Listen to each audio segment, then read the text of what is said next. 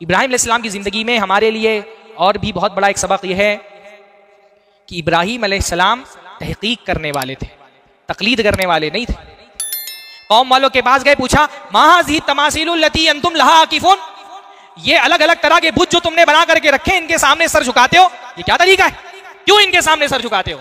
सवाल किया, तहकीक करना शुरू की। उसके मुकाबले में जो कौम थी उन्होंने क्या कहा, इन्ना वजदना आबाअना कज़ालिका यफ़अलून।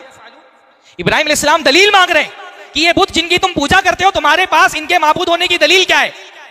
जब एक मुहक्किक दलील मानता है तो मुकल्लिद उसके सामने क्या पेश करता है? दलील की जगह शख्सियतें पेश कर देता है।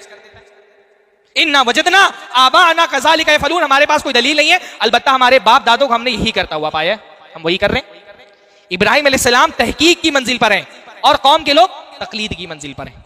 अंधे बहरे, अकल नहीं इस्तेमाल करने वाले, सवाल नहीं करने वाले।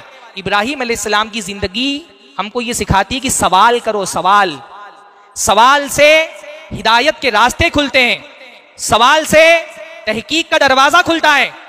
दलील पूछो। इब्राहिम अलैहिस्सलाम हमको दलील पूछना सिखा रहे हैं, अक्ल इस्तेमाल करना सिखा रहे हैं।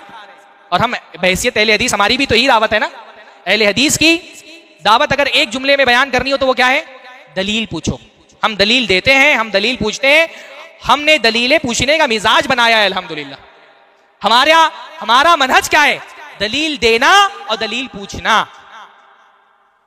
और हमारे साथ भी यही होता है, हाँ हमारे साथ भी होता है। हम दलील पूछते हैं तो सामने वाला शख्सियतों की तरफ इशारा कर देता है कि फलां शख्सियत को देख लो, फलां शख्सियत को देख लो। और यही इब्राहिम अलैहिस्सलाम की सीरत का एक सबक हमको मिलता है कि ट्रेंड मत फॉलो करो, सारे जो कर रहे हैं वही करना है, अक्सरियत यही करते हुए आई है, बाप दादा तो यही करते रहे। वो हवाओं के रुख पर बहने वाले नहीं थे, वो अक्सरियत को देख करके नहीं तय करते थे कि अक्सरियत यही कर रही है तो हमको भी यही करना है।